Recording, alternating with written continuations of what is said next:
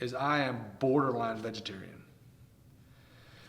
So, man, the volume of meat that we consume, I really in my heart don't think it's the best thing for us physically. I think that we consume too much protein. I think that there's a huge marketing twist out there to make us think that we need 1 gram per pound of body weight of protein. Like 40 to 60 grams of protein a day, I'm like good. Now granted, again, I'm not training for the CrossFit Games or running marathons or anything. I'm not doing that. But also for people that are listening, you're also not a 150-pound wireframe guy. No. So I really think that we consume too much meat.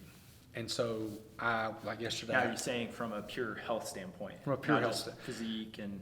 Yeah, from a pure health standpoint. Like, I'm 39, and like, there's no question that I want to look good naked, and I want to, because I think that's also something that we do for our spouse, is continue to keep a good frame and good physique.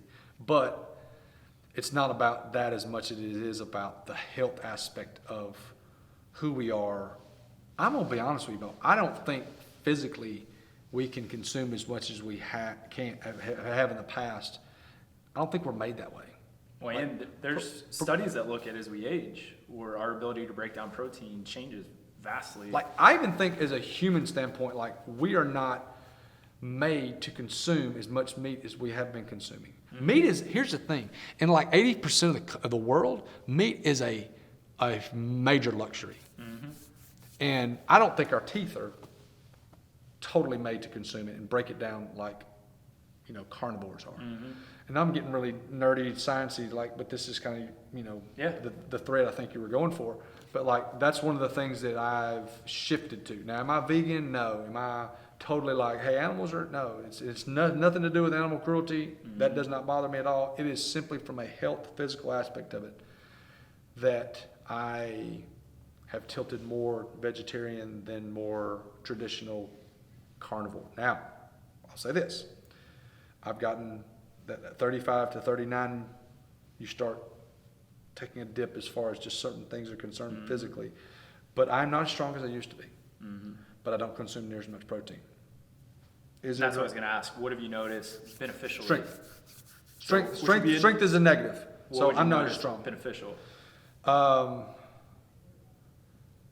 system runs more efficiently. Gotcha. And that sounds really like scientific, analytical, but like, I feel like I think clearer.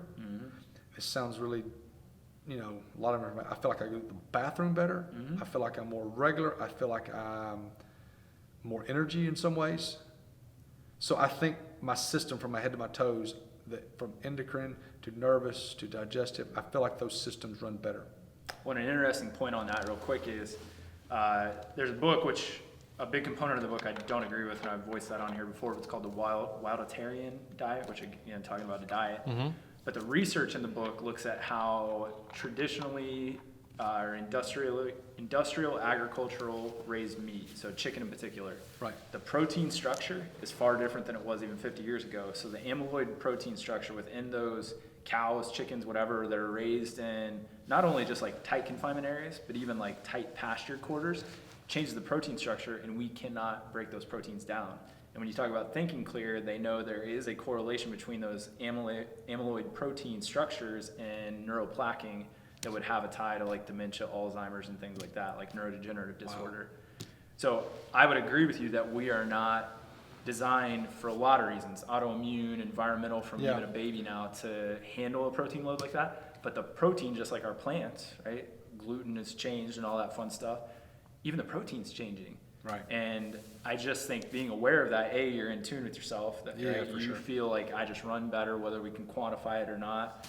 But a lot of people just adhere, it's like all or nothing, and they're not willing to like test. It's like, well, I'm a carnivore diet, I'm a vegan, I'm a vegetarian.